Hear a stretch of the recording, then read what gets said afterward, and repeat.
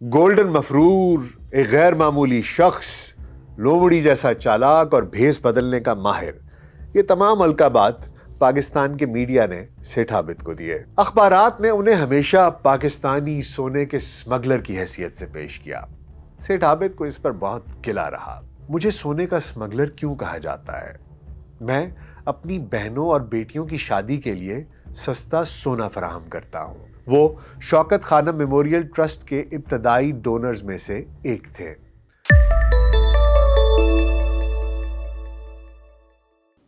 VLC pod cost میں doctor ناصر bag کے ساتھ خاکسار آپ کی خدمت میں حاضر ہے۔ پاکستان کی تاریخ کے افسانوی کردار سیٹھ عابد کے حوالے سے ایک دلچسپ کہانی مشہور ہے، اور وہ یہ کہ وزیر اعظم ذوالفقار علی بھٹو نے ایک زمانے میں ان سے 5 کروڑ روپے پیپلز پارٹی کے لیے بطور فنڈ طلب کیے، تاہم سیٹھ عابد نے انکار کر دیا۔ جواب میں ان کے خلاف کارروائیاں شروع کر دی گئیں۔ لاہور میں سیٹھ عابد کی اکلوتی بیٹی نصرت شاہین کی گرفتاری عمل میں آئی، لیکن جوابی وار بھی ایسا کرارا ہوا کہ لوگ پریشان ہو گئے، اور لندن میں زیر تعلیم بے نظیر بھٹو کو اغوا کر لیا گیا۔ بعد میں سمجھوتے کے تحت دونوں لڑکیوں کی رہائی عمل میں آئی۔ یہ وہ وقت تھا جب ذوالفقار علی بھٹو اپنی شہرت کے عروج پر تھے۔ ان کے سامنے کسی کو ٹھہرنے کی ہمت نہیں تھی۔ پیپلز پارٹی کا توتی بول رہا تھا۔ اس وقت سوشل میڈیا تو تھا نہیں، اور الیکٹرانک میڈیا اور پرنٹ میڈیا بہت احتیاط سے کام لیتا تھا۔ اس طرح کی خبریں سینہ بسینہ لوگوں تک پہنچا کرتی تھیں۔ اس میں حقیقت کتنی ہے کچھ نہیں کہا جا سکتا۔ ایک دوسری کہانی کے مطابق اپریل 1958 میں لاہور جانے والے ایک مسافر کو کراچی ایئرپورٹ پر روکا گیا تو ان کے پاس سے 3100 تولے سونا برآمد ہوا۔ کراچی کسٹم حکام نے جب پریس کو بتایا کہ انہوں نے 2000 تولے سونا ضبط کیا ہے تو پولیس کی تحویل میں موجود اس مسافر نے ان کی تصحیح کی، یہ 2000 نہیں 3100 تولے سونا تھا۔ یہ مسافر سیٹھ عابد تھے، جن کا اصل نام شیخ عابد حسین تھا۔ ان کا تعلق ضلع قصور سے تھا، مگر ان کے والد کاروبار کے سلسلے میں کراچی منتقل ہو گئے تھے، جہاں وہ سونے اور چاندی کا کاروبار کرتے تھے۔ ایک لحاظ سے یہ ان کا خاندانی کاروبار تھا، اور شیخ عابد حسین کا جنون تھا کہ وہ اپنے کاروبار کو عروج پر لے جائیں، اور اس میں وہ کامیاب بھی ہوئے، اور پھر سیٹھ عابد کہلائے۔ پاکستان کے افسانوی کردار سیٹھ عابد کا تعلق پنجاب کے ضلع قصور سے تھا۔ اردو، پنجابی اور میمنی زبان بولتے تھے۔ ان کے والد کراچی میں واقع تامل گلی میں سونے کا کاروبار کرتے تھے۔ مذہبی رجحان رکھنے کی وجہ سے ہر وقت کینچی ساتھ رکھتے۔ جو شخص داڑھی کے ساتھ لمبی مونچھوں والا ملتا، اس کی مونچھیں سنت کے مطابق بنانے کی کوشش کرتے۔ اللہ نے انہیں 6 بیٹے عطا کیے۔ سب امیر ترین تھے، لیکن جو شہرت عابد حسین کو ملی وہ کسی اور کے حصے میں نہیں آئی۔ عابد شروع ہی سے کمپیوٹر کے دماغ والا، ذہین، فتین اور بہت جلد معاملے کی تہ تک پہنچ جانے کی خداداد صلاحیت کا حامل تھا۔ 50 کی دہائی کے سمگلر قاسم بھٹی کے ساتھ مل کر سونے کی سمگلنگ کے بزنس میں آئے، پھر پیچھے مڑ کر نہیں دیکھا۔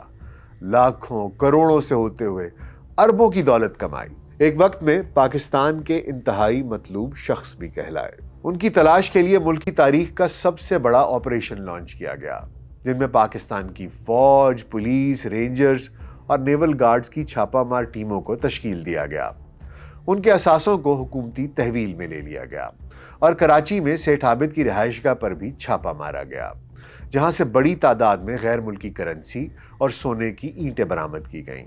سن 1977 میں جب کراچی کوسٹل گارڈ کو یہ اطلاع ملی کہ سیٹھ عابد نارتھ ناظم آباد کراچی میں اپنی گرل فرینڈ کو ملنے آ رہے ہیں، تو وہاں بھی چھاپہ مارا گیا، لیکن اس سے پہلے ہی سیٹھ عابد وہاں سے فرار ہو چکے تھے۔ انہیں کبھی گرفتار نہ کیا جا سکا۔ ستمبر 1977 میں سیٹھ عابد نے اپنی مرضی سے ضیاء کی فوجی حکومت کے سامنے رضاکارانہ طور پر ہتھیار ڈال دیے اور اپنے ضبط اثاثوں کی واپسی کے لیے بات چیت کی۔ اسی سال دسمبر میں فوجی حکومت کے ترجمان نے پریس کو بتایا کہ سیٹھ عابد نے لیفٹیننٹ جنرل جہانزیب ارباب کو جناح پوسٹ گریجویٹ میڈیکل سینٹر ہسپتال کی تعمیراتی منصوبے اور عباسی شہید ہسپتال کے برن وارڈ کے لیے ایک بڑی ڈونیشن دی ہے۔ سیٹھ اب کوئی کاروباری مجرم نہیں بلکہ پرعزم محب وطن بن چکے تھے۔ ان کی اس شہرت میں اس وقت مزید اضافہ ہوا جب ان کا نام ملک کے جوہری پروگرام میں بھی سامنے آیا۔ پاکستانی میڈیا نے سیٹھ عابد کو ہمیشہ ایک حاتم طائی یا دیو مالائی شخصیت کے طور پر پیش کیا اور ان کے بارے میں مختلف کہانیاں بھی گردش کرتی رہیں۔ گولڈن مفرور، ایک غیر معمولی شخص، لومڑی جیسا چالاک اور بھیس بدلنے کا ماہر، یہ تمام القابات پاکستان کے میڈیا نے سیٹھ عابد کو دیے۔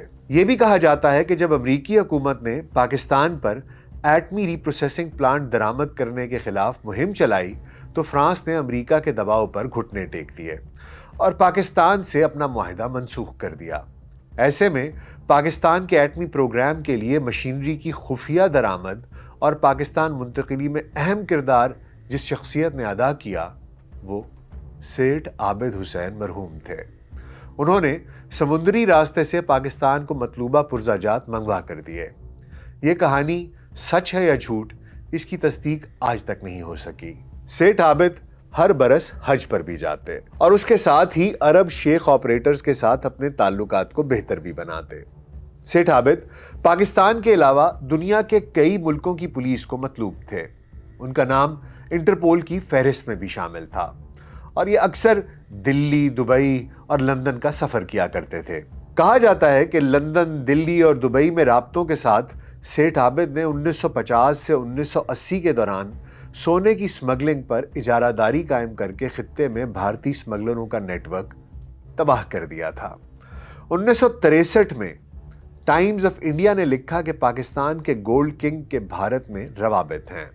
ان کے بہنوئی کو دلی میں سونے کی 44 اینٹوں کے ساتھ گرفتار کیا گیا، جبکہ برٹش ایئر ویز میں کام کرنے والے چارلز میلونی کو سیٹھ عابد کا سہولت کار بتایا گیا۔ ذوالفقار علی بھٹو کے دور حکومت میں سیٹھ عابد کے خلاف کئی دیگر کارروائیاں بھی ہوئیں۔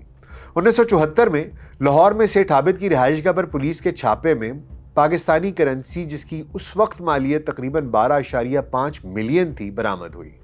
اس کے ساتھ ساتھ 40 لاکھ مالیت کا سونا اور 20 لاکھ مالیت کی سوئس گھڑیاں بھی برآمد ہوئیں۔ وزیر اعظم بھٹو نے سیٹھ عابد انٹرنیشنل سمگلنگ کیس کی تحقیقات کے لیے ایک خصوصی ٹریبیونل قائم کیا، تاہم سیٹھ عابد ٹریبیونل کے سامنے کبھی پیش ہی نہیں ہوئے۔ ملک کے طول و عرض میں ان کی گرفتاری کے لیے چھاپے مارے جاتے رہے مگر وہ کبھی ہاتھ نہ آئے۔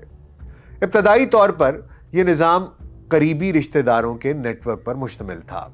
ان کے بھائی حاجی اشرف، جو بہت فراوانی سے عربی زبان بول سکتے تھے، دبئی میں مقیم تھے، جبکہ ان کے داماد غلام سرور اکثر و بیشتر دلی جاتے تھے اور سونے کے سمگلر ہربنس لال سے ملاقات کرتے تھے۔ جب ان کا سمگلنگ کا کاروبار مزید وسیع ہوا تو انہوں نے پنجاب کے سرحدی علاقوں کے دیہاتوں میں رہنے والے کچھ ایجنٹس کو سونے کی سمگلنگ کی فرنچائز دی، جن میں نمایاں طور پر گھرکی، ڈیال اور آوان کمیونٹی کے لوگ شامل تھے۔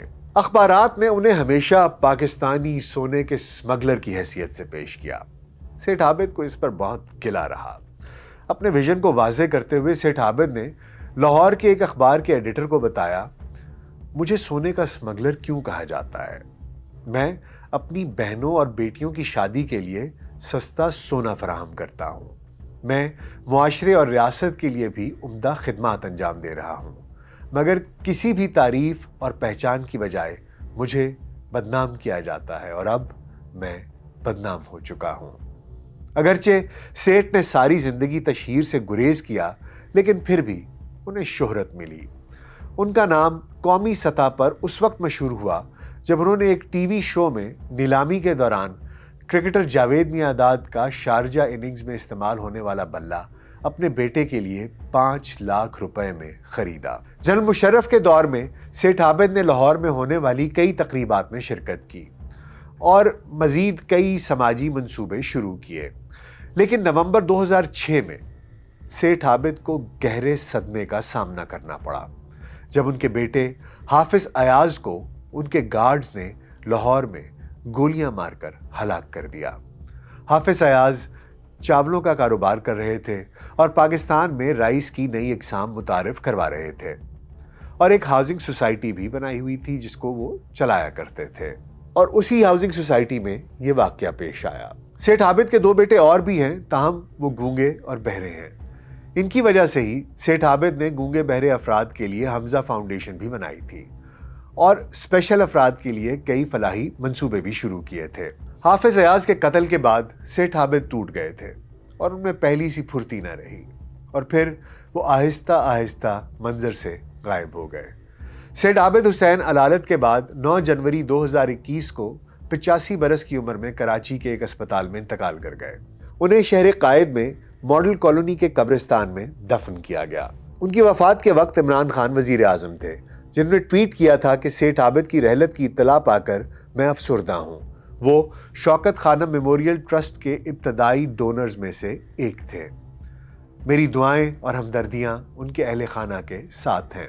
وزیر اعظم عمران خان کا سیٹھ عابد کے بارے میں مزید یہ کہنا تھا کہ انہوں نے شوکت خانم کے لیے بھی بہت مدد کی، جبکہ چودھری شجاعت حسین کے مطابق بہت کم لوگ یہ بات جانتے ہوں گے کہ سیٹھ عابد کی پاکستان کے تحفظ اور سالمیت کے لیے بہت سی خدمات ہیں۔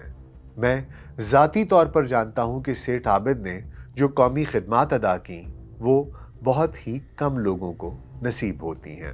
ایسے کردار سمجھ میں نہیں آتا کہ ان کو خوش نصیب کہا جائے کہ بد نصیب کہا جائے۔ انگریزی میں اس کے لیے 2 الفاظ ہوتے ہیں، فیمس اور نوٹوریس۔ انہیں شہرت تو بہت ملی، لیکن وہ مثبت شہرت تھی کہ منفی، یہ کوئی نہیں کہہ سکتا۔ ان سے جڑی ہوئی بہت سی داستانیں ہیں جو کہ آپ کو سنائی ہیں۔ جب میں بڑا ہو رہا تھا تو اس وقت میں یہ ایک بڑی پراسرار سی شخصیت تھے اور لوگ اکثر ان کی بہت عزت کیا کرتے تھے۔ اسمگلنگ ان کا اپنا فعل تھا اور اسی کی آڑ میں حکومت نے ان سے اور بہت سے کام اور بہت سے فائدے بھی لیے، اور ان کا جو احسان پاکستان کے نیوکلیئر پروگرام کے لیے ہے وہ ناقابل فراموش ہے۔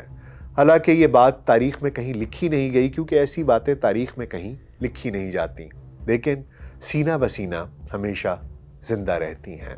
ہم ان کے لیے دعا ہی کر سکتے ہیں کہ اللہ سبحانہ تعالیٰ ان کو غریق رحمت کرے اور ان کے درجات بلند کرے۔ امید ہے آپ کو آج کا پوڈ کاسٹ پسند آیا ہوگا۔ اپنا بہت خیال رکھیے گا۔ شکریہ۔